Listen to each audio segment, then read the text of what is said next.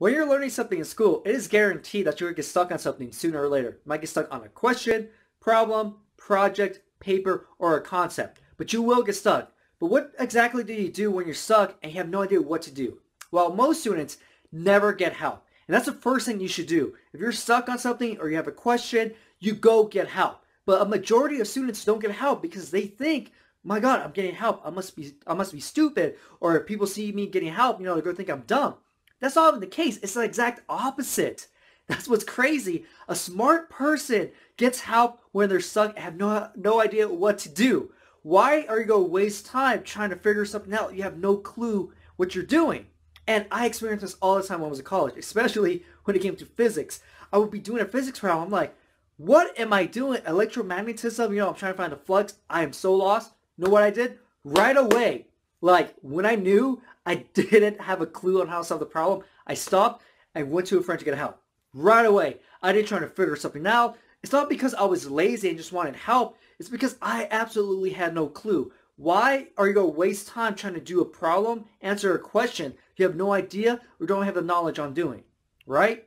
And so that's the first thing you should do. If you know that you have no clue on what you're doing, get help right away. Don't waste time, energy, or effort trying to figure something out, thinking, maybe if I kind of mess around with it long enough, something's going to click. The truth is, it's probably not going to click, and you're just wasting all that time. But now let's talk about where you can get help to help solve your problems. So the first place you should go is your professor/teacher, because they're teaching the subject, so of course they're going to have more knowledge than anyone on that. And the plus is that they're the ones grading you. They're the ones, grading your tests, teaching you and all these different things. So they want you to solve it or answer your question or problem in a specific way. Now, when I was in college, I saw this and I talked to the person. We had a physics test, and the physics test has two parts, the multiple choice and then the written hand portion. And the written hand portion is worth pretty much 50% of the grade. So if you fail that completely, like a 0, you failed the test. So the student solved the written hand portion of the problem or of the test, and he got the right answer. But he got 0 points for it. And that's because he didn't do it the way they taught us in the classroom. And so that's why you want to go to your teacher right away. That's the first person you should go to, because your teacher is going to know how exactly he wants the answer, how he wants the problem to be solved. And so that's why you want to go to your teacher, okay? And you have to go before school, after school, make an appointment, find time, because it's your teacher's job to teach you, okay? So the second place you should go for help is your friends. Because of course, if you have that one friend that's really good in that subject, why wouldn't you go to your friend? And the thing is, your friend probably has more free time than your teacher. If it's 12 a.m. and you call your friend up and your friend's awake, your friend's probably going to help you, right?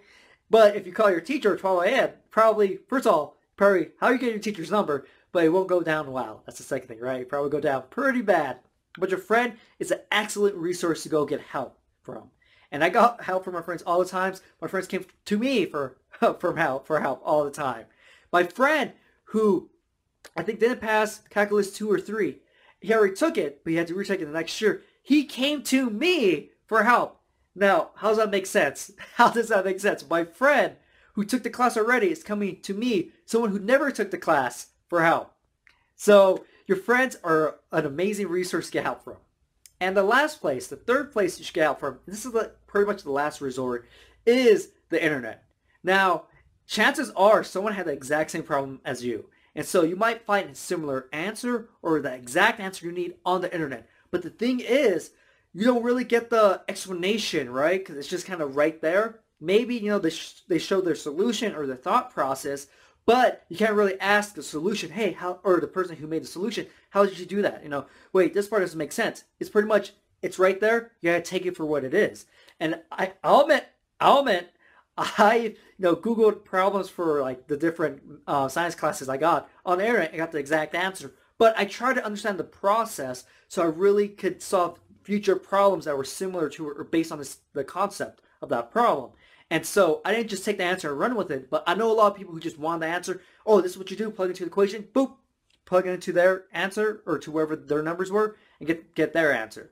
I know a lot of students do that, but that should be your last resort, trying to just go on the internet and find your answer and that's it. Because, it might not be the same answer, it might be similar, the solution might be different, or how they solve it, depending on what it is.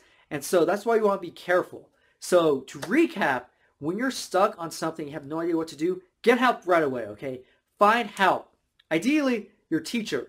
If that doesn't work, try your friends. If that doesn't work, try the internet, because that's pretty much the last solution. Yes, you can get a tutor, but I'm saying like maybe, this week you got a homework assignment and just do tomorrow and you start doing like, I have no idea. Teacher, friend, internet are your best chances. A tutor probably won't, you probably won't be able to find a tutor at the last second. And so there you go. I just want to give you some tips on how to overcome the problem when you're completely lost or stuck on a subject and how to actually solve it. Because I was kind of student that even if I had the right answer, I still went to the teachers to make sure I understood the problem correctly. My answer was what they wanted. It was the right process.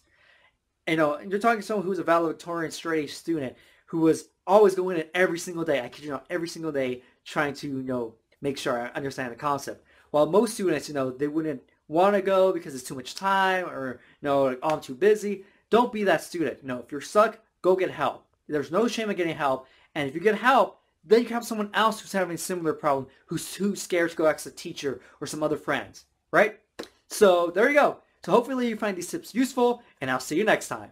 Subscribe to my channel for more videos on memory techniques, how to do better in school, memory challenges, updates, and much more. Also remember to click the notification bell so you know when I upload a video. You can follow me on Facebook and Twitter. The links are down below in the description. You also can check out these videos. If you want to learn all the memory techniques and learn how to apply them to all sorts of information, or if you want to start competing in memory competitions, you can check out my programs down below in the description. Look forward to my next video and get ready to get the best memory of your life.